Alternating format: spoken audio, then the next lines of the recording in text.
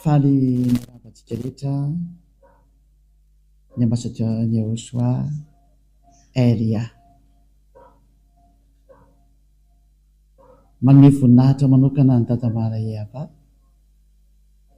ary manome voninahitra ihany koa any Yahosoa.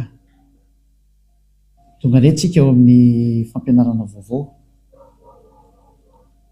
Ny androantsika dia mitondra ny laharana voalohany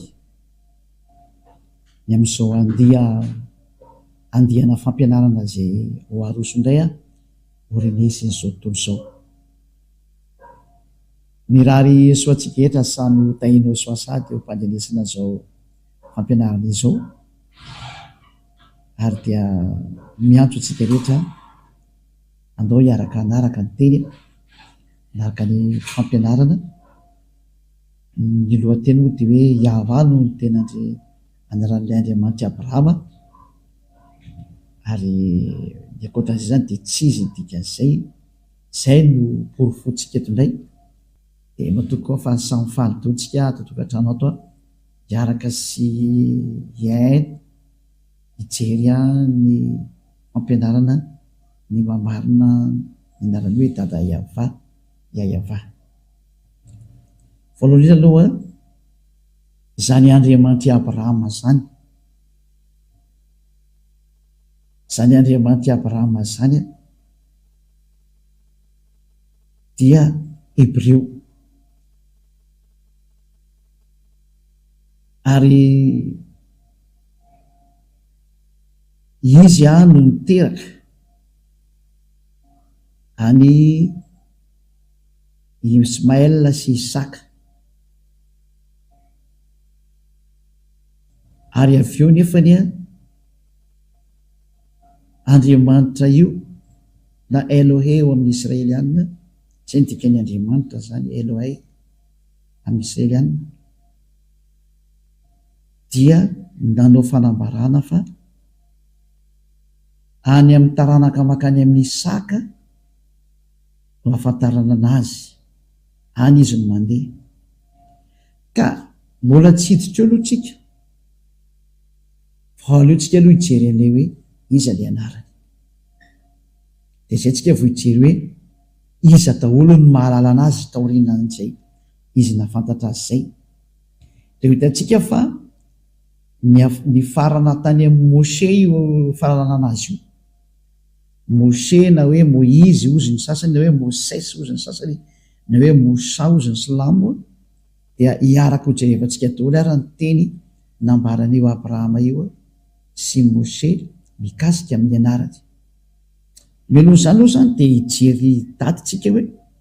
tany amin'ny taona firy no nisy zany Abrahama zany aloha, ary tany amin'ny taona firy no nisy zany Moshe zany aloha, satria nanonona anarana tokoa zareo mianaka ireo. Satria azo lazaina hoe zafikely lavitra be mihitsy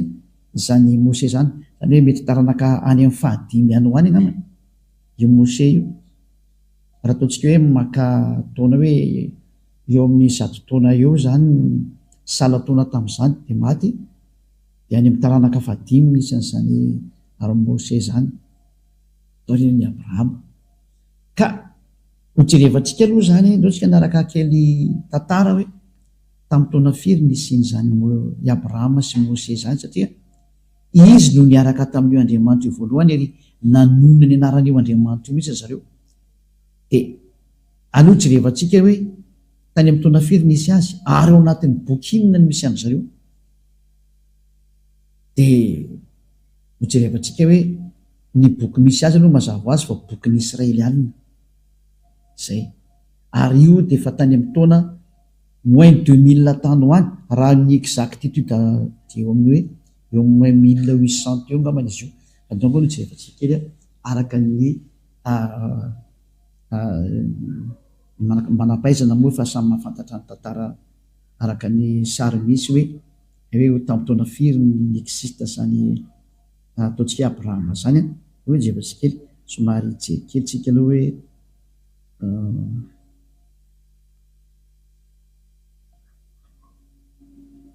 azo kely tsy maintsy mbola jerentsika ataontsika miadana mihitsy.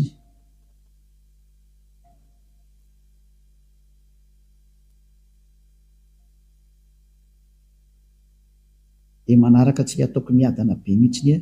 ny fandehany tantara dia rehefa misokatra le soratra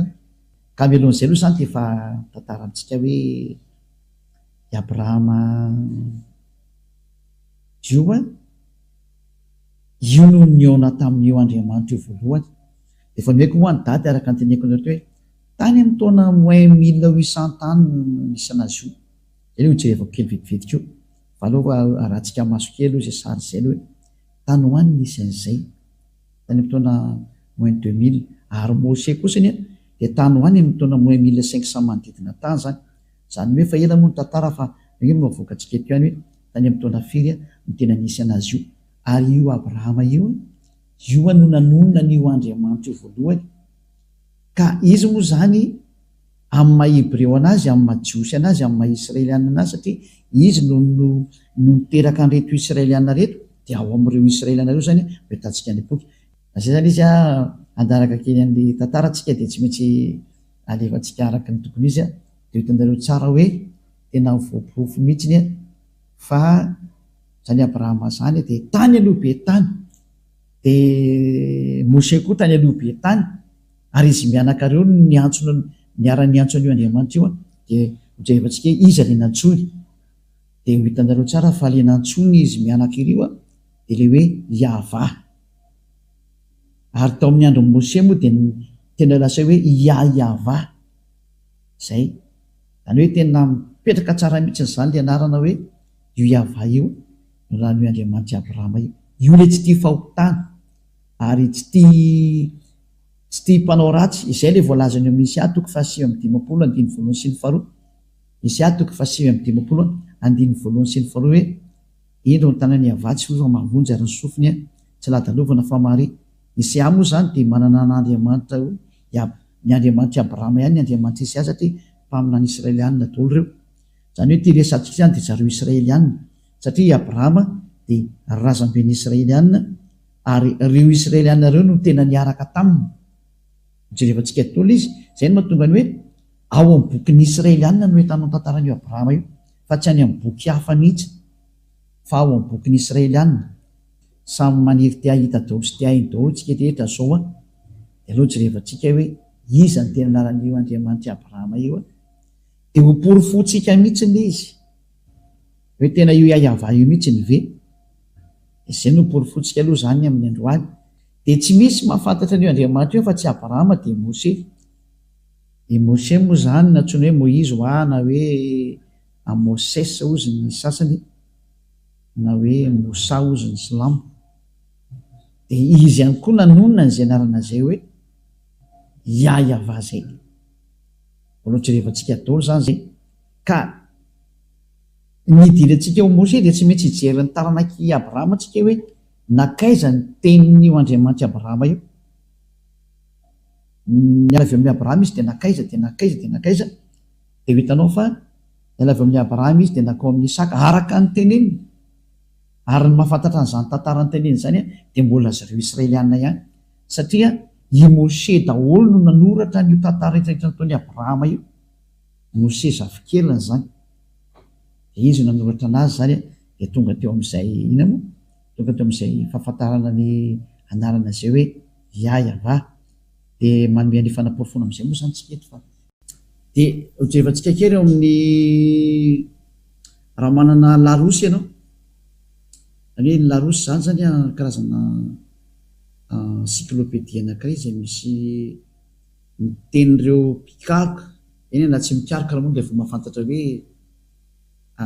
zany Abrahama zany dia efa tany amin'ny taona ela be zany tena izy. Ka io Abrahama io zany voalaza ato zany misy ohatra hoe Abrahama zao ty ambony iraty dia ato misy ohatra hoe encyclopédie Abrahama zany misy ohatra io zany zany hoe momba ny Abrahama zany resantsika ity. Donc cet article fait partie du dossier consacré au judaïsme. Zany hoe zareo Jiosy zany no tena manana an'ity tantara ity satria Andriamanitra Jiosy ndresana dia Abrahama Jiosy razamben'ireo Jiosy reo izy io. Dia jerevantsika hoe tany amin'ny taona firy zany nisy zany Abrahama zany dia tena jerevantsika hoe tany amin'ny taona firy taloha izy io. Dia ny voalaza ato zany hoe patriarche des Hébreux dans l'année moins avant l'an 0 zany izy tia 19e siècle avant l'an 0. Cela veut dire zany hoe tany amin'ny manodidina ny moins 1900 moins 1800 tany hoany zany ny année nisy an'zany Abrahama zany zay razamben'ny jiosy na ny israelianina tany amin'ny taona moins 1900 tany hoany. Misy moa manome précision mihitsy ny sasany am'ireo ohatra ny hitantsika amin'izany ohatra ny sasany zao ato amin'ity zareo mpanoratra ity hoe tany amin'ny taona moins 1812 tany hoany. Ary ohatra ny hoe jerevantsika ty sary ity dans le calendrier hébraïque la tradition juive s'appuie sur le Midrash Seder Olam Rabbah qui fixe la naissance du patriarche en l'année 1948 après la création, soit 1802 avant l'ère chrétienne. Zany hoe talohan'ny l'an 0 zany dia tany amin'ny taona moins 1812 talohan'ny l'an 0. Zany sary anankiray hitantsika ohatra mba lamina kely le sary keto Valérie fa hotana be mihitsy le sary ato tena olana be mihitsy izy. Zay sary jerevako reto moa zany resaka zany fa tsy ny sary eny mitokatranonareo any mba mijery sary koa za eto. Dia eo zany ny filazana zany tao anatin'le encyclopédie Larousse teo dia samy laza fa tany amin'ny taona moins 1900 tany hoany daholo zany no nisinzany Abrahama zany tany zany hoe tsy misy talohany. Dia inona zany ny fiantsoana io Andriamanitra io Abrahama io ny Andriamanitra ny anarany ao amin'ny bokin'ny Jiosy satria ny Jiosy no manana an'io boky io zay le hoe Sefer Torah des Juifs. Ka ny Sefer Torah zany dia ny boky nosoratan'ny dadabe Moshe ary ao anatin'izay boky zay no misy ny tantaran'ny Abrahama satria izy no tany amin'ny taona moins 2000 tany hoany zany moins 2000 moins 1900 eo zany dia aleo zany ny tantarana zany no jerevantsika any amin'ny boky Sefer Torah ny Jiosy satria izy ny tranainy indrindra ary tsy misy manana boky afa-tsy zareo Jiosy zany boky tranainy zay le hoe Sefer Torah. Ny boky rehetra zao taty oriana daholo raha ratsy zao ny bokin'ny Silamo dia tatika hatramin'ny taona plus 600 taty vao nisy ny bokin'ny Silamo. Zany hoe taty oriana elabe zany mbola taty oriana nateran'ilay mpaminany farany israelianina satria ny mpaminany farany israelianina dia ny prophète Yahoshua no anarany. Le dernier prophète des Israéliens s'appelle Yahoshua. Any hoe ny mpaminany farany israelianina dia Yahoshua. Ary io le hoe tany amin'ny l'an 0 moa nametrahan'ny olona anazy io lay novain'ny olona hoe Jesosy Kristy na hoe Jésus Christ zay c'est un faux Dieu. Ce n'est pas un Dieu grec, ce n'est pas un Dieu des Israéliens, tsy andriamanitry ny Israeliana io fa andriamanitry ny Grika niforoporonin'ny olona fa tsy andriamanitry ny Israely zany io. Zay le izay ka taorinan'ny l'an 0 zany vao ny Islamo no nanoratra ny bokiny ka noho zany taraiky be le izy tsy maintsy ny zavatra original tany aloha no jerevantsika ny marina zay tany amin'ny taona moins 2000 hitantsika tao anatin'ny rehetra zay nahokaronao io dia amita foana hoe manodidina tany amin'ny taona moins 2000 moins 1900 teo foana na moins 1800 farafa zay manome daty aloha fa ny tenenina zany dia hoe izy no tena tranainy indrindra. Aza atao tsara mikariko an'izany ndraiky ariko azy ianao fa eto moa zany dia efa misy manome hoe tany amin'ny taona moins 1812 tany hoany na dia tena hoe mba leny tena nikariko zany ka azo atao ny karoka an'io fa tsika tsy dia karoka ny dietsika fa hoe io ny tranainy indrindra ny mahalala an'Andriamanitra zany tsisy afaka maly an'izany tsika. Ary ny manana ny boky tranainy indrindra io tantaran'izany dia mbola dadabe Moshe koa na i Moïse na Mosa. I Abrahama moa zany io ny azo lazaina hoe dadabe mifandimby dia nisy andry Moshe taty aoriana. Moshe moa na hoe Moïse na hoe Moses ozy ny anglisy, misy koa ny hoe Mosa ozy ny Silamo. Dia izy indray dia tany amin'ny taona moins 1500 tany hoany Mose zany rika tsika jeren'izay date de naissance Mose zay atsika approximative andray izy aloha de jerevantsika eto indray aloha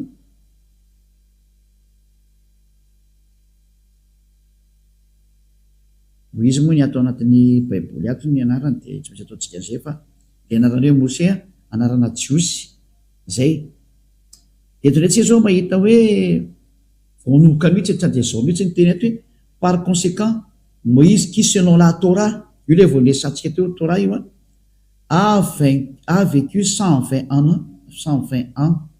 serait né en 1560 avant l'ère commune zay il serait mort en 1445 zany hoe ny fikaroan'ny pikaroko an'leny ina moa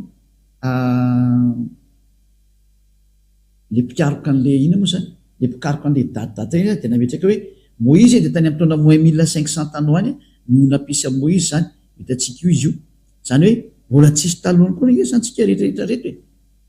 na ny bokin'ny Silamo koa na mbola tateorinana be mbola voavokako indray le izy zany reo raha tsika mamaky dao de hitatsika mihitsy ny hoe marina ny teneniko tanyreo fa tsy mamorona aminareo mihitsy ny a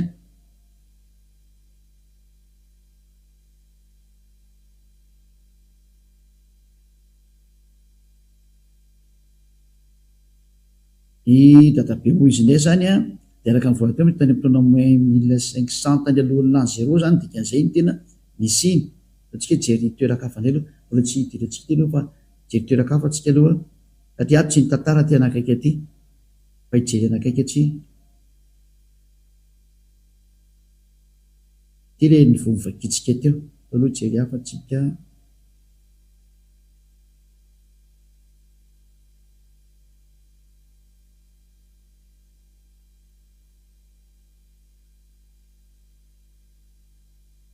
mbola tsy mahita atsika aloha fa nareo ikariko kely any le hoe manome porofanareo zany hoe tany amin'izany daty manodidina zany mihitsy ny a ny daty naterahan'ny Mose zany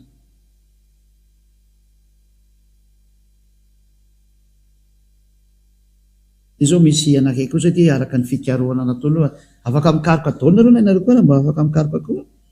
de ny ty ndray zao ato a na ny dididina tany amin'ny araka ny fijerevana moa zany tsy takonay mety teo izy portrait de Moïse non Moïse ben Amram de la tribu de Lévi zany hoe taranaka ny Lévi izy zany a naissance tany amin'ny taona moins 1280 tany hoany zany hoe fanakaikaiky tany moins 1250 moa zany zany hoe Mose zany a sy Abrahama de samy tany aloha be tany daholo tany moins 1900 ny dadabe eny de ny zanany ndray taty amin'ny taona moins 1500 normal zany satria taorina zany moa de nisy le hoe fitondrana zanak'Israely ho andivy tany Egypta mandrivy teo amin'ny 700 taona teo ka raha ny 1900 anatsorana ny na 1700 teo zany na 1800 anatsorana ny 500 de manome ny 1200 eo zany raha tany 1800 na 1700 manodidina any anatsorana 500 ny elanelana de 700 na 500 taona manodidina akoatrany ererana fotoana ohatrany hoe ny date de naissance tena réel mety misy erera kely misy marge de erera kely fa le tranainy ny tena resantsika hoe lay tena hoe efa tranainy be de mazava fa reo ny ela indrindra ka tsisy manana daty marina anarana marina afa-tsy reo efa tranainy reo ary eo anatin'ny Torah Jiosy mihitsy no misy an'izay zavatra zay ary ny bokin'ny Jiosy no atao hoe Sefer Torah reo ny boky tranainy indrindra zany hoe tsy misy manana boky tranainy indrindra mikasika an'io tantaran'ny Abrahama io afa-tsy ny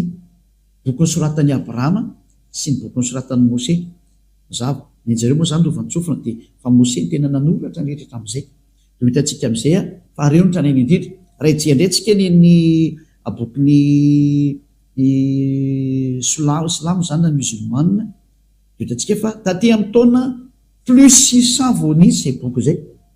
zany hoe efa taty oriny ela be zany no zany zany tsika zany tsy maintsy mijery ny famarinana tsika satria famonjena ny famonjena de hoe mamonjy olona atsika,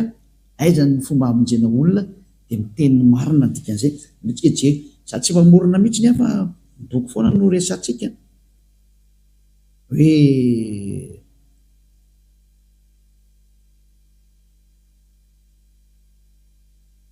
aloha rahatsika kely a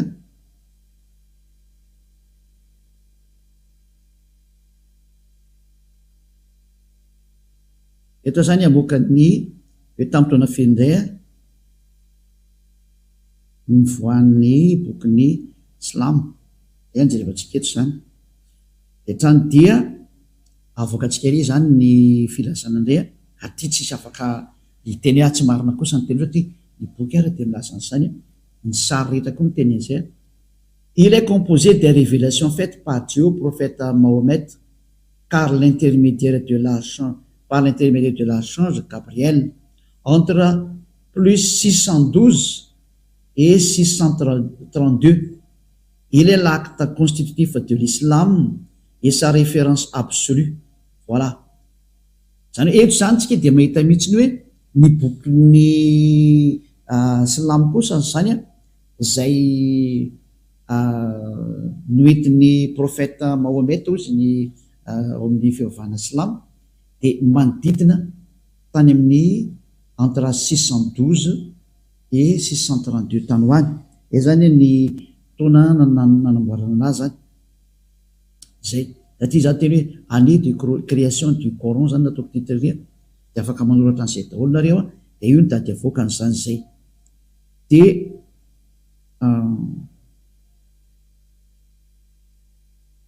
ty ndray misy mbola fanazavana anankiray quand est sorti le Coran, les plus anciennes versions complètes du Coran dateraient du 9e siècle, 9e siècle. Des fragments très rares pourraient remonter à la fin du 7e siècle ou du début du 8e siècle. Zany hoe tokoa zany dia misy milaza indray hoe somary tatika hatramin'ny taona moins 600 taty ho any daholo zany le izy, zay ny tena tiantenina zany zay. Ary izy nanoratra ny Coran voalaza ato mihitsiny mazava teo fa anatin'ny bokinareo andao zany dia ny voalohany dia tary moa zany dia ilay mpitarika anazy evankilisika tanareo tany dia tony anisan'ny mpanoratra tony dia ny kalifa Abu Bakr tany amin'ny taona 1632-1634 reto zany efa ilay mpanoratra taty-boriny fa ny créateur an'ilay izy dia rehefa hitantsika tareo tarikatra hoe ny prophète Mahomet no nanoratra an'izany Coran zany ny bokin'ny Coran zany tamin'ny alalany fanambarana zany mazava azy Gabriel archange anjely Gabriel zany ramizay dia tany amin'ny taona 1612 sy misy 1632 tany hoany zany dia mazava ho azy zany fa raha izay sary nresantsika teo zay dia ny manana ny tranainy indrindra ny amin'ity resaka Andriamanitra Abrahama ity satria moa ny Silamo koa miteny hoe Andriamanitra Abrahama ny azy moa teny hoe Ibrahima ny anaran'ny zareo ndray fa Elia miteny hoe Abrahama satria le izy tany amin'ny bokin'ny Jiosy no nahitana anazy voalohany dia ny Jiosy nanona hoe Abrahama dia zany hoe le Andriamanitra Abrahama zany dia tena i Abrahama mihitsy zay no anaran'izay. Ary satria moa samy miaraka milaza fa samy miteraka ny Ismaël sy Moïse ireo na i Mose izy moa Isaka samy miaraka niteraka ireo dia mitovy ihany zany le izy ny dikan'izay sary io satria i Abrahama dia niteraka ny Isaka sy Ismaël tokoa dia izay mitokontsika hoe miverintsika ny amin'ilay anarana original dia le nitenen'ny Mose ary tenen'ny Abrahama dia ny Andriamanitra Abrahama sy Mose zany iza atao jerevantsika amin'izay ary ny Sefer Torah. Ino atao hoe Sefer Torah? Ny bokin'ny Sefer Torah dia ny boky tranaindrindra ny soratan'i Mose zay natao hoe Sefer Torah, bokin'ny soratan'i Mose io. Ary bokin'ny soratan'i Mose io ao anatin'io ny tantaran'i Abrahama ary atin'io tantaran'i Mose niarahany tamin'ny Andriamanitra sy ny niarahany tamin'ny reto Israelianina reto. Ka raha vao mino Mose ianao zany dia mino ny Abrahama dia tsy maintsy jerevantsika ny tantara original araka amin'ny bokyny jiosy ny Sefer Torah satria io ny écriture tany amin'ny taona moins 1200 moins 1300 tany hoany ohatra zay koa ny Abrahama tany amin'ny taona moins 1800 1700 manodididid tany daholo arakaraka ny daty moa tsy dia tsika tsy miadihevitra hoe firy ny exactitude ny daty fa ny jerevantsika hoe iza ny trandray indrindra fa aka mahatra ny zay dia mety efa tsy haintsony tena original hoe tamin'ny taona firy mariny ity fa mijerevantsika dia hoe iza ny tena le livre le plus ancien any iza ny tena trandray indrindra fa any no hitantsika ny fahamarinana dia mazava zany fa arak'izay nomeko antsika teo dia misy référé amizantsika zany amin'ny bokyny jiosy ny Sefer Torah ny jiosy alatsika hoe jerikely eto hoe Sefer Torah raha misy ato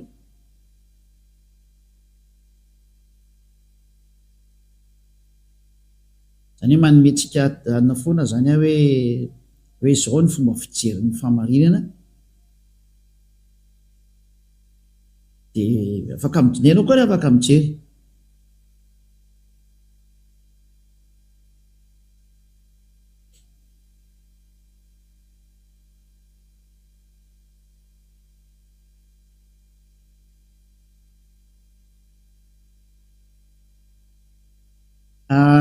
ty ny Wikipédia ny Sefer Torah ty efa tsika ampidirina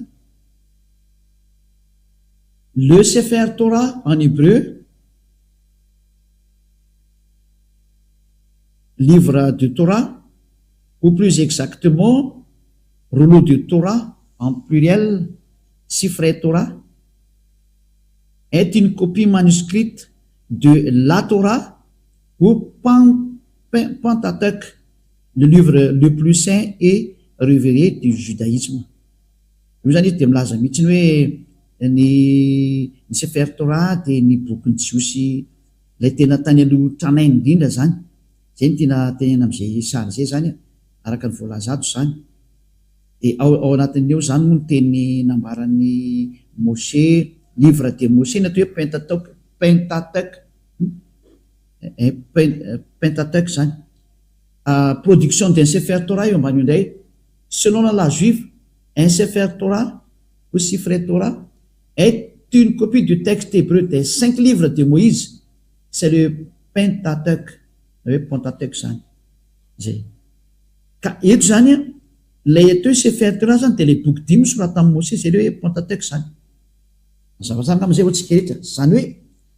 ny Sefer Torah zany misy ny original ny boky ny soratan'i Moshe ilay tany amin'ny taona moins 1200 na moins 1300 tany alohan'ny l'an 0 io zany tranainy indrindra mazava ho azy zany fa raha ijery anarany Andriamanitra Abrahama zany tsika dia ijery ny anarany araka ny bokyny Sefer Torah ny jiosy io ary tsika manana to Eliam manana mandao jerevantsika to hoe nanonona an'io anarany io tokoa ve Abrahama ny anaran'io Andriamanitra io dia iza ny anarana nytonon'ny Abrahama satria zareo ny tranainy zany zany hoe zay tateoriana zany mazava ho azy fa tsy azo considérena ny antony raha mahita ny original ave anao tsy alefa hoe makany ny original automatika nge zany ka rehefa ho any amin'ny original tsika ny anarany Andriamanitra marina original dia aleo zay nytonon'ny Abrahama sy Moshe no jerevantsika iza ny tonono zareo araka ny Sefer Torah ny jiosy satria mazava be hoe livre ny Torah dia ny soratan Moshe vitantsika io le Pentateuch zany io livre de Moshe io livre de Moïse any atao hoe Pentateuch zany io misy an'io entre parenthèse mangamanga io livre de Moïse na Pentateuch zany hoe ny Pentateuch zany soratra Moïse zany hoe ny boky 5 Genesis Exodus Numérie Leviticus ary Deutéronomie zay moa zany livre soratan'ny Moshe zany fa misy ny tantaran'ny Abrahama kosany misy ny tenin'ny Abrahama teo amin'ny bokyny Genesis ndao tsika ary hijery ny tenin'ny Abrahama raha ny antsoan'io Andriamanitra io izy dia iza le nantsoiny araka ny bokyny jiosy satria dia mahay an'izany daholo ny rehetrarehetrany amareko fa zany tsy misy fanaratsiana an'iza mihitsy zany tandremo fa zany Elia zany dia mpamonjy olona ary mpanavitra olona dia misintona ny olo hoe andao hitodika any amin'ilay tena Andriamanitra marina, mamonjy, manala ny fahotana ary tsy tia fahotana, satria ny objectif-n'io Andriamanitra Abrahama io dia manala olona fahotana ary mametraka olona rendre quelqu'un parfait, zany hoe atao izay atonga olona anankiray ho parfait. Ary tia Andriamanitra Abrahama toy communauté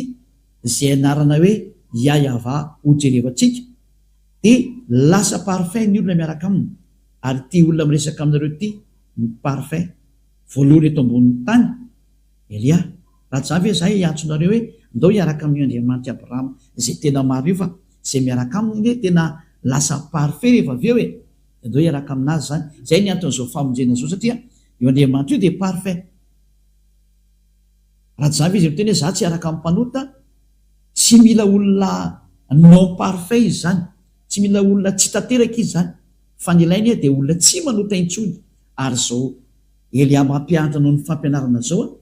dia mitarika sy mitonanao ho lasa ho tsy mpanota intsony, satria efa be dehibe ny tsy mpanota eto ambony tany izay miaraka amin'ny Elia. Ary ianao anisany hoantsolo, satria io Andriamanitra ny Abrahama io lazaiko anao tsy tia mpanota zany io, tsy tia mpanota io. Zay no natonga ny mpamina ny Esaia amin'ny teny hoe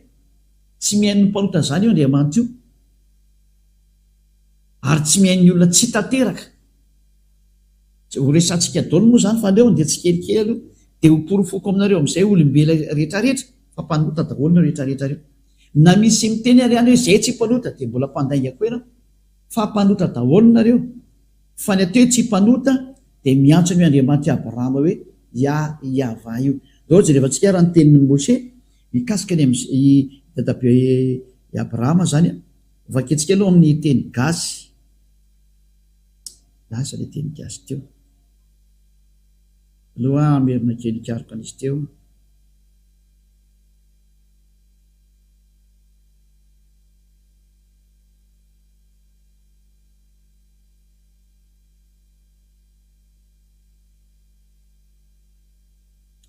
Somary jelikelytsika.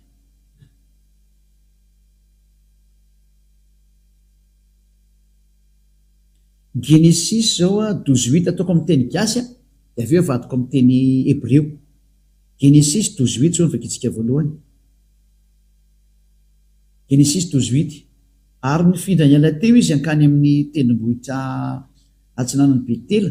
ka nanorina ny lainy teo anelanelan'ny Betela tao andrefany Sihay tao atsinanany, dia nanorina na altara teo koa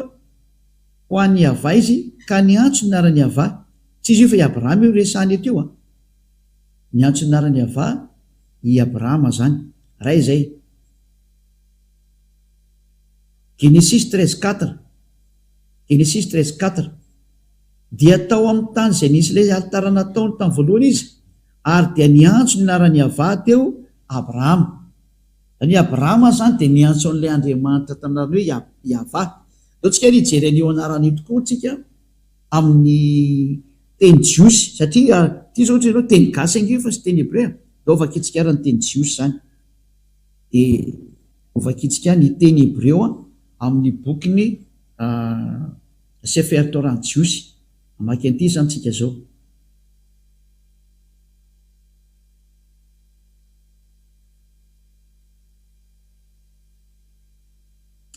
Vakitsika le Genesis teo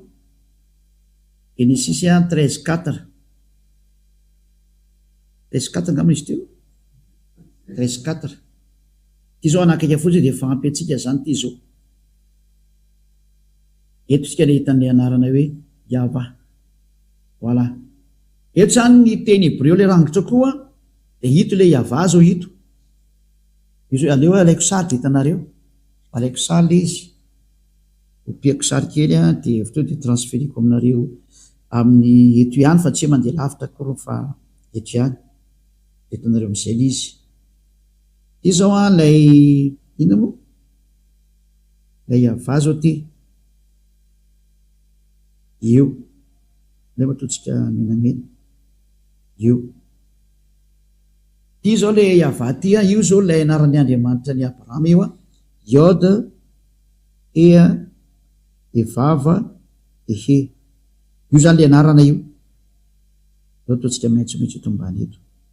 ohatrany tsy de tsara da matsatsotsatra le tsoratra fa tsy manino io zany a lay anarany Andriamanitra Abrahama de ito ny famakinana azy eto zao aloha alefatsika am'izay ty ampidirina eo tafiditra izy de avakitsika am'izay a de iny fiantsonany ty anarany Hebreo ty Iôda ty voalohany ty a de he ty faharoa ty a de vava ty manarakaraka ty a de he de ny fiantsonan'io a Yahva zay ny fiantsonan'izy io zay ny anaran'izy io zany rehefa vakina hoe asomary azavaiko amitsika kely amin'ny teny anankiray ohatsy aloha ijery tsara angamba le ohatsika tsade mijery ny teniny dadabe Mose satria i Mose no efa namaky an'io anaran'io voalohany a de aleo alaitsika viatrany ny fomba namakiny anazy zany tande azakazaka makany amin'ny Mose satria i Abrahama ny antson'io anarana io Yahva io a de dao jerevantsika koa neny Mose zany iverenantsika le ato io de io le Yahva teneniko anareo zany ty saingy ato moa zany le traduction le anarana misy miady hevitra be am'ty anarana ty hoe ina marina tena famaky an'ity satria lay Yahva eto zany aveko alaina sary kely nde mandeha de hojerevantsika fomba famaky anazy a de izay mamaky an'le nanomboka anazy nefa ny afaka mifahotana zay ny zavatra misy zay de ity Yahva ty a ty Iôdy hevy ty a ito famakina anazy ito zao io famakina anazy de ny famakinan'io a ho ampianariko atsika eo rehefa aveo a Iôdy Ia de Ahasa de Vea de Ahasa dozony ahoana ny fomba anaovanao zany ka itinga io vakiky io fa azavaiko aminareo ny fanoratana anazy zany hoe ny jiosy mantsy mamaky teny avy any amin'ny droite makany amin'ny gauche de ny famakinan'io a Yahva zay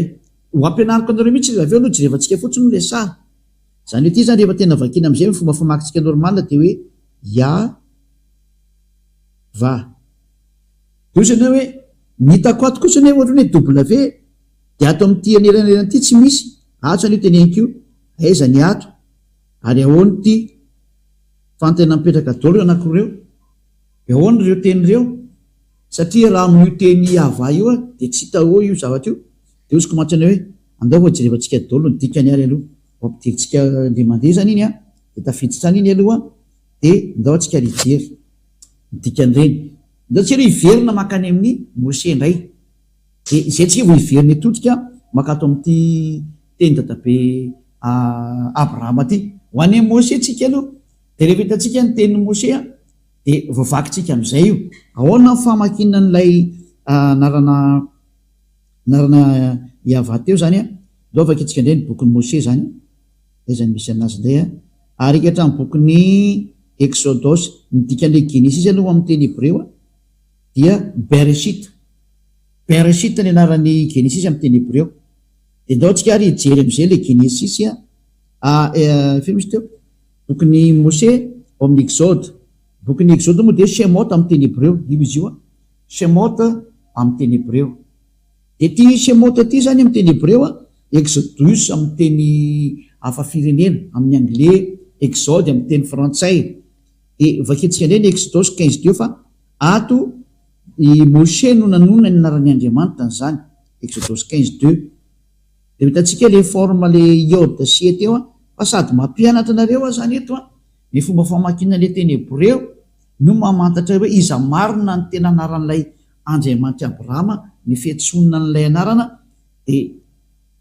alefako am'izay tsikelikely alefako en général aloha de idirako tsikelikely am'izay de aza mataotra fa hainao am'izay mamaky an'io rehefa aveo tily izy a le zany le teny Azy Vizimrat ya ty moa zany ny transliteration amin'izy Azy Vizimrat ya ka ity ya ty zany a no jerevantsika hoe iza ny tondrony ty ya ty fa ty ya ty zany ny anaran'ny Andriamanitra Abrahama satria io nomeny voninahitra zany ty ny netsony ty ya ty a ty ty le nantsony Abrahama zany ty tandemeko atsika eto ny tsolo zany a ty le nantsony a de inona famaky an'ity ty le forme hitantsika teo zao tsika trasy kely izy a fa ty tsika manomboka mamaky teny a de mahazava-be aminareo am'izay izy rehefa avy eo ty le anaran'le Andriamanitra Abrahama zany io Yod C de inona famakiny an'io de ny famakiny an'io a zao tsika aloha lefa tsika any a inona famaky an'io a zao lefa tsika any satria averitsika ho tazomina io rehefa avy eo a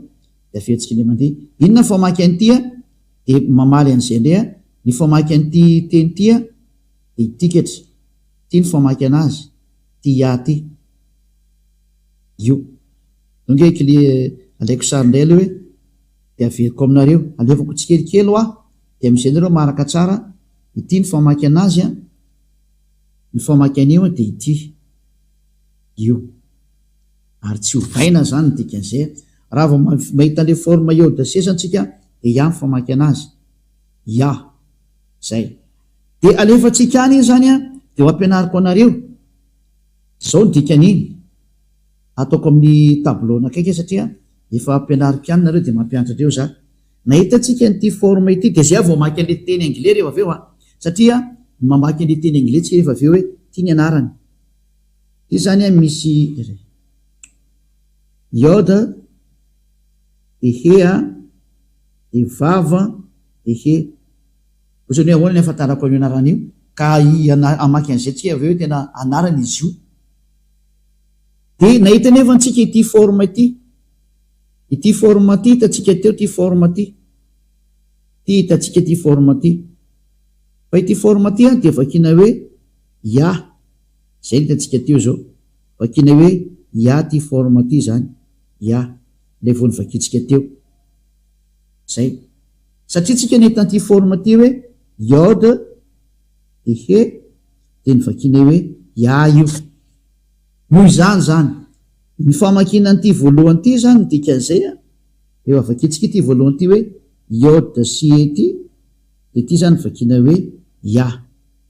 zao de alaitsika sarindray iny aloha ho azy nandray antsoratra hoe ny famaky an'io voalohany io satria hitatsika tam'le forme tao amin'ny dadabe Mose le namaky an'ity forme ty hoe ity forme ty a de ny famakina an'ity de mazava zany averitsika fotsiny izy a mba tsisy erreur le teny a ny famaky an'io atsisy afaka mamaly an'izany sady hitatsika ke le hoe teo a de ny vakiny dadabe Mose hoe le izy de tsy misy olo afaka mamaly an'izany koa tsy marina zany hoe iarahantsika ny tatao iny izy ary mbola ivelina atsika alaiko sarindray iny zany dikan'izay de primitsika any a fa vita aloha zany anankiray iny de iny a de fa lansany izy iny zay zao lasa iny zay ao andray ny famakina an'le faharoa inona le faharoa kay ty ndray le faharoa ty ny faharoa ty tandemeko ny de avy eo vao mamaky an'le anarana am'izay ty zao aloha ngamba zany de vakitsika is my strength amin'ny teny anglisy io zany hoe am a force and song ary hirahirako zany and he's become my salvation ary izy de lasa famonjena he is my zany izy no Andriamanitro and I will prepare him an habitation de aranamboatra fitoeranao anazy zany hoe ity ty zany no Andriamanitra ny jiosy no anarany ito moa sao de tena mazava-be mihitsy izy eto hoe io ambony io na hoe Yod he de io ny Andriamanitra ty ambany ty dikany de Andriamanitra zany is my zany hoe amin'ny jiosy zany ny Andriamanitra ny jiosy de antsony amin'ny anarany hoe lay Yod sy he mazava-be zay tsisy dina hevitra tsony fa de efa mazava ny teny dadabe Mose hoe ny fiantsonan'io de ina indray ny fiantsonan'lay anankiroa farany teo zany ao tsika hiverina indray ary aloha verina indray tsika am'ilay ato ihany ka ena am'lay anankiroa farany indray tsika zany ito indray atsika efa nahitan'le forma hoe Yod C saingy ato indray moa nataony hoe Yahweh nefa antsika teo vao nahita mihitsiny hoe ato amin'ity transliteration ty de tsy Yahweh mihitsy ny virena voan'le katolika romane hoe Yahvé ozy ny katolika romane satria ato amin'ny transliteration dia iavany fiantsonana azy ato zany alaitsika sarindray la izy de misy ndray moa teny hoe iao a io fa tsy iava zany de vakitsika indray la izy hoe disy koa zany sary zany fa ny famakinan'io a fihetsika indray mandeha la izy ray ny famakinany ty a reo fihetsika alaina sary indray mandeha fa voakidika la izy teo de zao araka nampianarako anareo azy zao oke izy ataotsika ty zao izy a ty zao le soratra zao de ny fandikanan'io zany a ity akaikiny eto ty any ity voalohany ty fa hitatsika fa iaty efa mivakitsika teo ia ny famaky an'io de ahoana indray raha ny famakinany ty faharoa farany ty le ato zany ty faritsaty azy moa gauche vers la droite a de ahoana nyfanoratana ny ty le vava sy vava lavalava ehe ahoana ndray ny famakinan'io de ny famakinan'io zao zareo a de W A H de eo lena tonga dolo am'teny hoe oa fa tsy hoa ny famaky an'io fa va amy jiosy ny jiosy de mamaky an'io hoe va ohatsy rehefa tsika aloha zay teny zay hoe aiza manamarina fa amy jiosy ny W a de ve ny famakinana azy de andreo ndray tsika jery ino moa karazana encyclopédie akaiky amin'ny Wikipédia ny jerevantsika anazy a somary jery taratra an'izay ndray tsika zany andreo ndray tsika jery kely taratra an'izay sary zay moa voatikako sa mbola ao apidiko izy a de andao tsika jery encyclopédia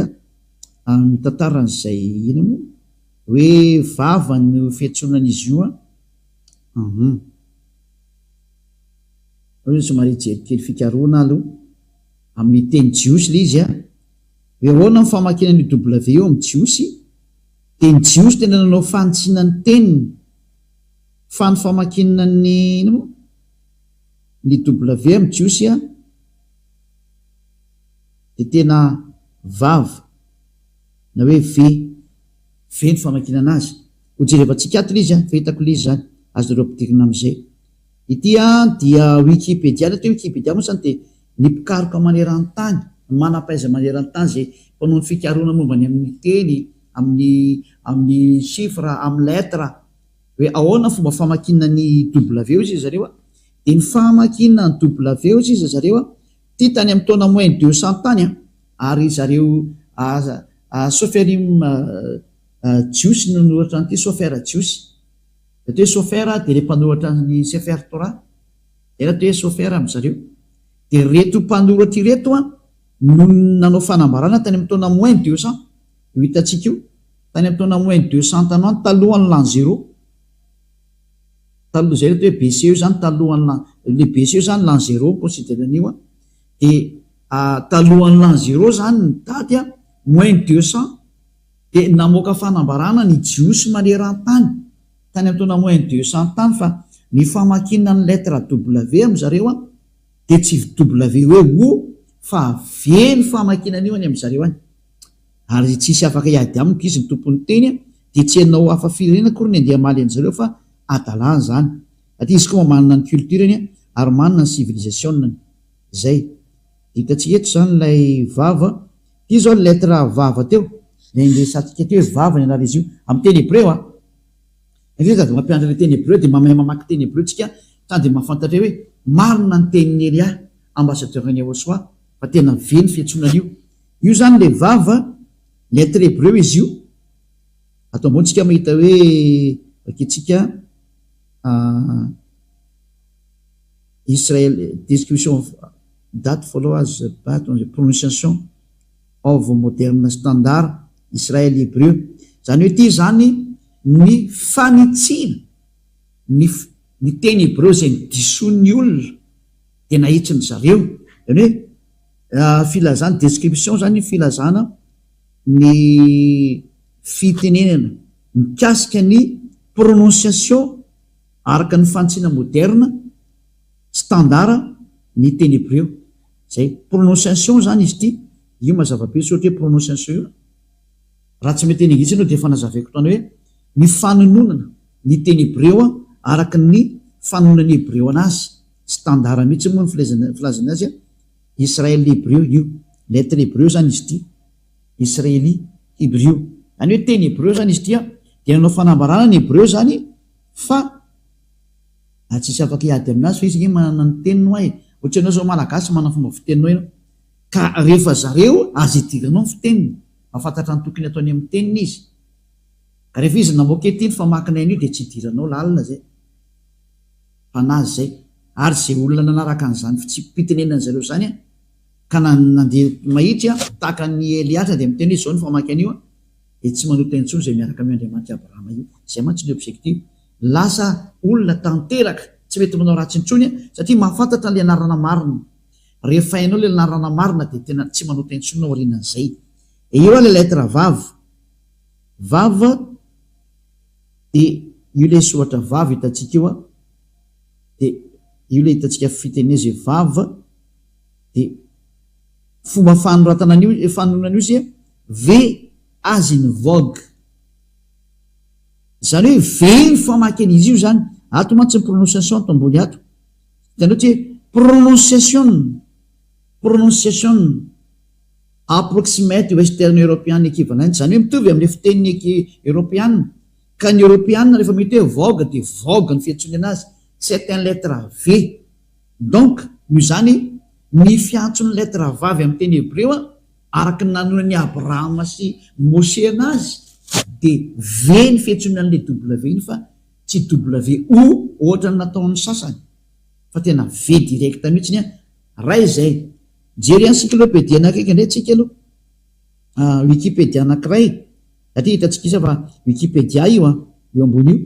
hébreu alphabet wikipedia.org eo ambony io zao hitantsika tsara wikipedia.org zany zay hébreu alphabet dia mazava tsara anao zany fa resaka alphabet tya araka ny alphabet hébreu dia jery indray tsika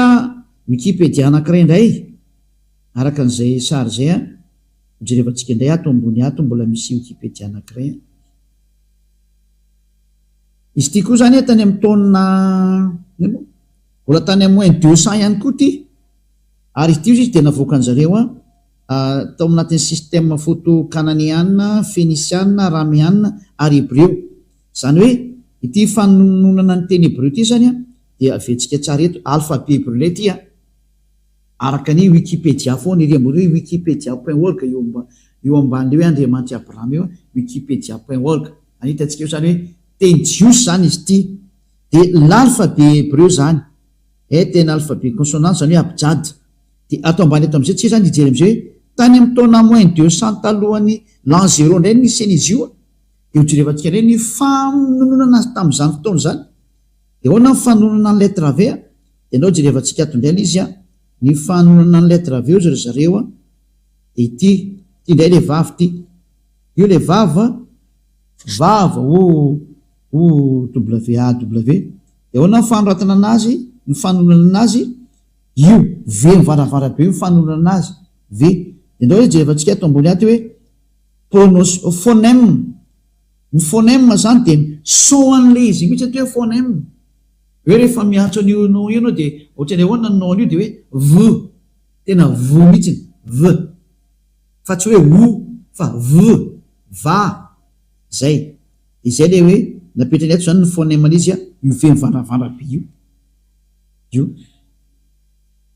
notika fahitanao ndraiky io V io zany ny fiantsoanan'le vavy io V dia io le vava io ny phonème an'izy io zany nany rehefa tononona amin'ny vavasinina eny izy dia V ny fanoratana azy araka ny Wikipédia zany hoe tsy misy olona mahazo mamaly ntsony fa ny vava tena V mihitsy ny fiantsonana azy ndao ary ivahinantsika amin'izay ary le teny hébreu nefa jerevantsika tany aloha teo zany ivahinantsika amin'izay ny izy satria efa nalaintsika sary le izy dia milohany akatsika sary anazy dia aleo zany anoratra aloha soratako mihitsy le nampianariko anareo teo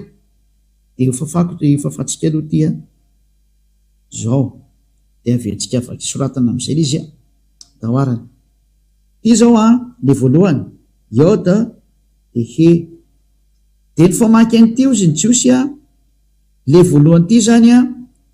tia tokony to ambany eto zany ny famaky an'ity de ty zany de ny famaky an'ity ahas zay ny famaky an'io toko tsotsotra mihitsy izy donc zany rehefa tambatra le izy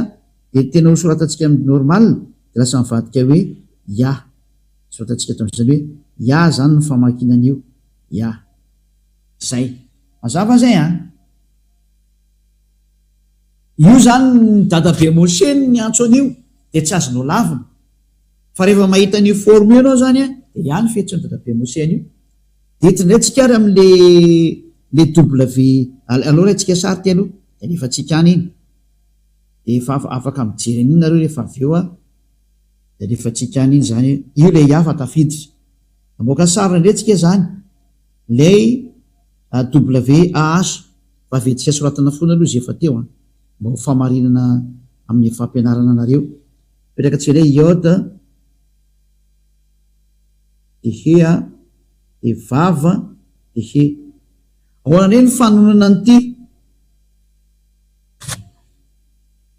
de tsika teo nahita tsara fa ny nanonona ny zareo Hébreo an'io de nataony hoe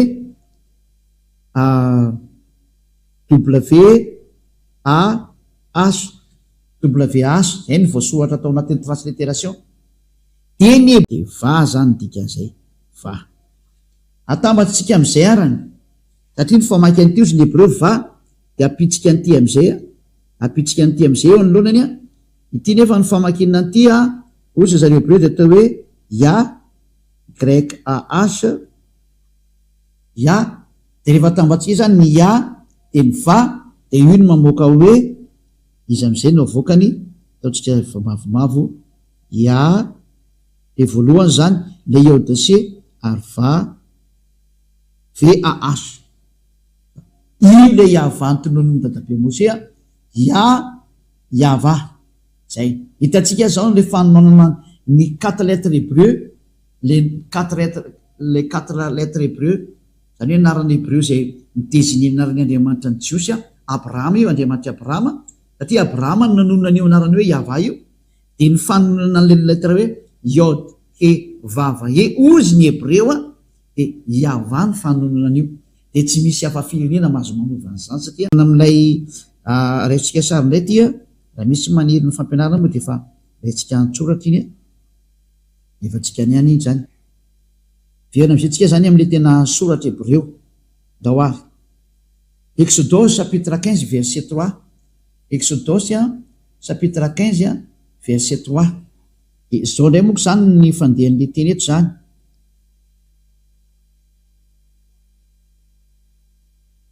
ny famakina ty teny Hébreu ty zany io zao le teny Hébreu ty zao le terme hoe yava de jerevantsika inona mivaky n'io teny io yava ish milshama yava shmo de jerevantsika ny dikan'io ato ty moa zany le fandikana teny diso nataon'ny katolika romana nataony hoe Yahweh ny anarany nefa tsy existe zay terme zay zay natongany hoe efa nesorony zareo anatin'ny baiboly zany terme Yahweh zany satria tsy existe tao zany de zao ny teny ato hoe yava izy manno voa adiako amin'ny teny yava ish milchama yava shmo original fa transcription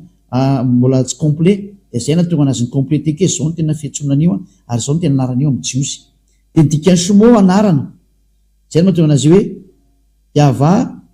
izy his name dikany name zany anarana zany zany hoe yava no anarana hitanao zao hoe na ny katolika romanina koa nandiso an'io samy nandiso ny protestanta nanao hoe Jehova katolika romana nanao hoe Yahvé de samy lasa mpanota dao izy rehetrarehetra ary zay niantson'zany anarana zany de lasa tanteraka daoly ary lasa tsy mahay manota antsony ary zay ny planio Andriamanitra io tena izy ho lasa tsy mpanota ny olona ho lasa tanteraka ny olona ho lasa olo marina le olona tena manana ny fiainana manak'izay anjaranao zay maheno anary aloha zany zao mieritreritra mbola hanompo Andriamanitra tsy izy venao mbola hanaraka Andriamanitra diso anarana venao zay na tonga nanome an'le daty teo zay na tonga nanome an'le daty teo hoe jereo am'izay le anareo izy natsonareo any nanome daty aho zao hoan'ny sefer torany jiosy momba ny abrahama momba ny mose de nanome daty koa de samy mandray resona am'zay satria samy nandiso daholo angeny reo olombelona rehetra nanome daty koa ny bokyny silamo re tany amy taona plus 6 iny vonavoakany zareo de iza zany no naranao raisitsika zany raha tena hivavaka marina ianao de valy raha tena hivavaka ianao andana miverina ny original de ho afaka mifahotany ianao tsy anota intsony ianao ho lasa parfait ianao ary araka amy Andriamanitra Abrahama io ianao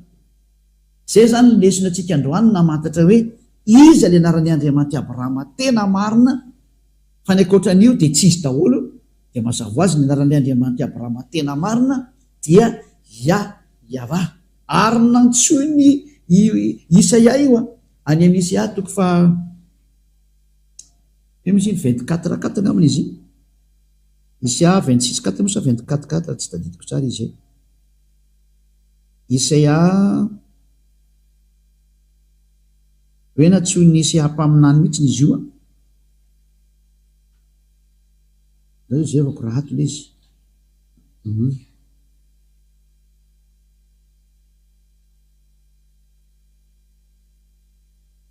Isaia 26:4 l'izy fa tsy 24:4 Isaia 26:4 mijerevantsika kely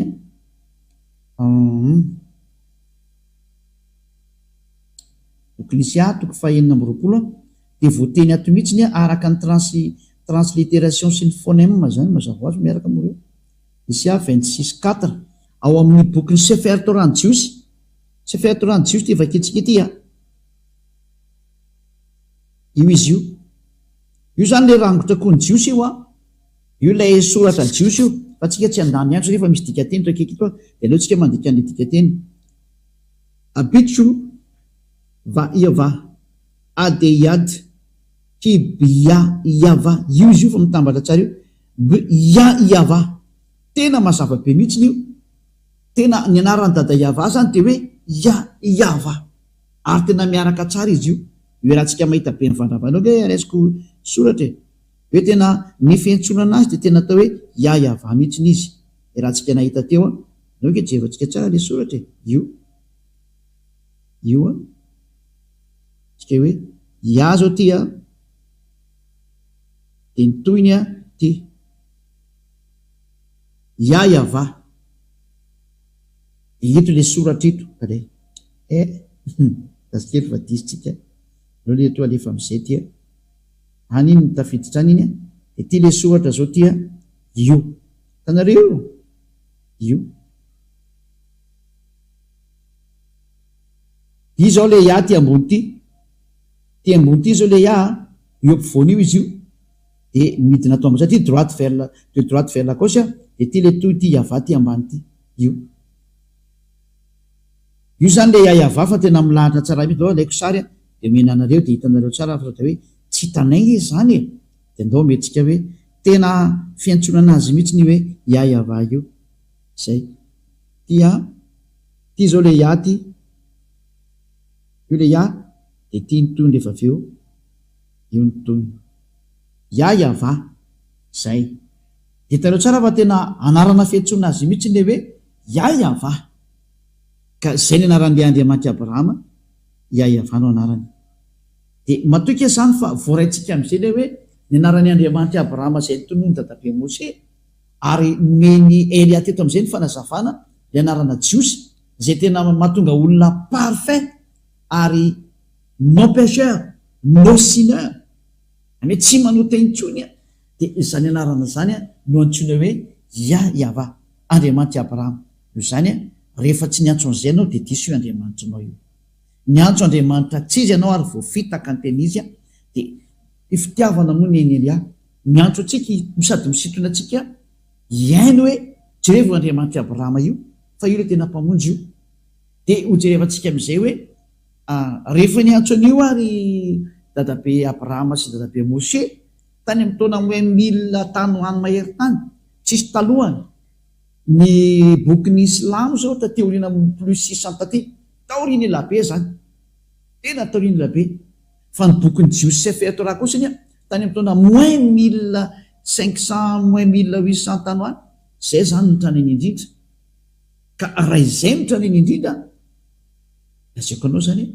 tsy azo toerina zany le teny dika zay fa ny marina zany de nyteniny dadabe Abrahama sy dadabe Mose ary niantso an'io Andriamanitra io izy mianaka tamin'ny anarana hoe Yahva konjerevantsika teo zao zay ahitantsika teo donc nampikely an'izay teny zay avy faranako anazy zany am'izay mba afapo tsara mihitsy nareo no jery kely amin'ny dika teny gasy aloha de zay ho avantsika rikatra amin'ny teny manaraka izy somary kalika kely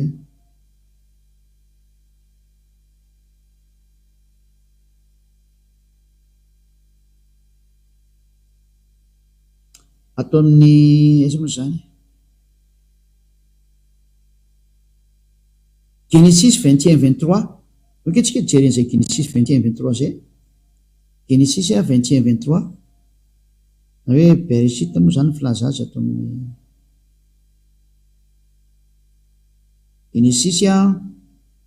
21-23 mbola toy le teny teo apiko zany le izy Genesis 21-23 de hitatsika ato fa tena niantsonarany Andriamanitra mihitsy izy amin'ny anarana hoe Yahva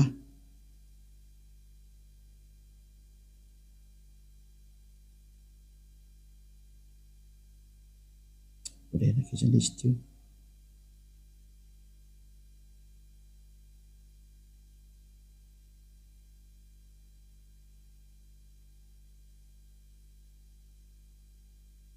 vingtième 33 nijerevantsika efa tsy 23 vingtième 33 nijerevantsika kely azafady indrindra ho an'izay manaraka fa 33 le izy fa tsy 23 vingtième 33 ngaman'izay 33 iaty izy ty indray le rangotra koa ty de io anaran'ilay Andriamanitra Abrahama zao io mipetraka eo ampovoany io le iode he vava he io le alphabet hébreu Yahva zany anaran'izy io hitantsika tsara hoe ao amin'ny Genesis 21-33 de mbola miteny mihitsy le Bereshit vahita Eshel biver shava vaikrasham bshem Yahva Eloham Elolam safady indrindra io le terme hoe Yahva foana zany hoe Abrahama zany de tena niantso mihitsy ny anarana hoe Yahva avaketsika ndray amin'ny teny anglisy adivoko aminareo and Abraham planted a grove in Beersheba and called there on the name of Yahva the everlasting any hoe niantso naran'Andriamanitra rehefa nametraka zavatra atao amin'ny toerana anankiray io zany ataontsika malakilaky ny dika teny satria fa asa lavitra ny teny zany hoe io zany tsika de mahita mihitsy ny hoe Abrahama de tena niantso toko sy andininy telo zao nomeko anareo teo atao amin'ny Genesis 12 de Genesis 13 de tena hoe Genesis 21-33 ny farany hoe tena niantso n'io Andriamanitra io izy tamin'ny anarana hoe Yahva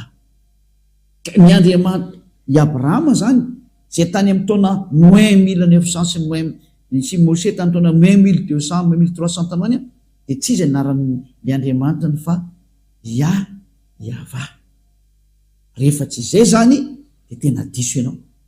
ary manekenao diso satria manino famonjeny ty fitiavana anao vonjena ty tsy resakina fa hoe andao vonjena ny fanahinao rehefa teo vonjena zany fanahinao de maiza menao zay rehefa tsy teo vonjena ny fanahinao de azarina de vita fa ho an'izay olona mitady famonjena maiza meno ny tenin'ny Elia fa famonjena nataon'ny Elia anavotra anao ijerindre tsika manaraka zany hoe de inona ny toy izay satria rehefa ohatra anao zany ka manaraka an'izay teny Andriamanitra Abrahama zay de nakaiza io Abrahama io no niresaka rehefa avy io Andriamanitra Abrahama io niresaka anakaiza izy io ary aiza ny teny enona farany iza ny tokony enona amin'ny farany zany horesantsika indray zay manomboka amin'ny fampianarana manaraka zay efa tsy hoeninareo mety rapitso mety ravakapitso fa teo zany de fandeha de enotsika indray toy ny hoe nakaiza izay dadabe Andriamanitra dadabe Abrahama zay nakaiza iza no mitondra n'izay mbola famarinana zay aiza io Andriamanitra io zany niaraka amin'ny iza io Andriamanitra Abrahama io de atsika moa fa niaraka tamin'ny Mose de ahoana zany ny toyny raha mizao vanantsika zao aiza no ahitana io Andriamanitra Abrahama io de valiny miaraka amin'ny Elia izy am'izao de zay zao toriko aminareo zao fa mandrapatonga ty amiko aty hojerevantsika mihitsy ny fahamarinana ho alefantsika tsikekely fa tandroantsika o mahita tsara mihitsy hoe i Abrahama dia manana le Andriamanitra antsoina ny anarany hoe Yahva ary zay koa Mose Yahva tao Mose moa nafatany hoe Yahva fa atao amin'ny Abrahama mbola Yahva ny antsony anazy fa atao Mose vao nataony hoe Yahva ary ny mpaminany ny antso hoe Yahva zay vao tena mazava tsara zany sany ka mirary soatsika rehetra samotainao soary samby arafady tolo hoe fantatsika rehetra maneran-tany aty famonjena maneran-tany zao alefa ny Eliazy zao mamonjy ny rehetrarehetra na Israely any ianao na Araba ianao na Anglisy ianao na Vietnamiana ianao na Sinoa ianao na Amerikana ianao na Afrikana ianao ho an'ny rehetra ny famonjena. Elia tonga hamonjy, Elia tonga navitra, Elia tonga hitondra ny famonjena ho an'izay maniry ny hovonjena ary tsy anaiky tsony ho vonony devoly fa mba ho avitra amin'izay aza matahotra tonga ny famonjena antsika tsy misy tokony atahorana tsony fa velona zany Andriamanitra mahery Yahva zany ary zany ny maniraka ny Elia ankehitriny misolo tena azy mivantana Elia ankehitriny lava ianatona ny dada Yahva ho famonjena ho anao zay ny teny Elia ary voninahitra ho any dada mala Yahva voninahitra ho any koa an'ilay mpaminany faran'izay ny rany resantsika mihitsy ny momba ny mpaminany farany io ary ny mpaminany faran'izay ny rany io dada malala Yahva io ny anarany dia Yahoshua ahojerevantsika mihitsy ny hoe iza io Yahoshua io ho tonga any mantsy tsika ahoana ny teny nambaran'io dada Yahva io inona ny tenen'io Andriamanitra Abrahama io hojerevantsika dia satria ny tanjona ho afaka amin'ny fahotana ary ho tsy manota intsony ary ny olona hitanao mitoreto Elia ilay olona tsy manota intsony eto ambony tany ary ilay olona tanteraka noho ny amin'ny fiarahany amin'ny dada mala Yahva andao hiaraka amin'ny Elia ianao voninahitra ho any dada mala Yahva ary vavakitsika sotrapetsaka dada mala Yahva noho ny amin'ny teny izy nomenao fa ny teny nomenao tena fitiavana ary famonjena mampisainsaina ny olona rehetra eto ambony tany hoe ho aiza ianao Elia mangataka dada mala Yahva aza vela vonony devohitsony ny olona fa ampy zay be zay efa mahatoloana tsikondreony amin'ny elo any zay vonjeo ny olona dada mala Yahva zany ny angatany Elia amina hamonjy ny olona ary hanavitra ny olona ary iaino ny tenin'ilay mpamina ny farany izay mbola ho azy avy akoatra metsipiriany mihitsy ny hatsarany zany mpamina ny farany zany Yahoshua manana dada mala Yahva maneho ny voninay tao sy ny herinay amin'ny anarany Yahoshua halleluja amen dia mirary soatsika rehetra samotainao soa ho amin'ny fitohizany fampianarana amin'ny manaraka indray veloma tomboka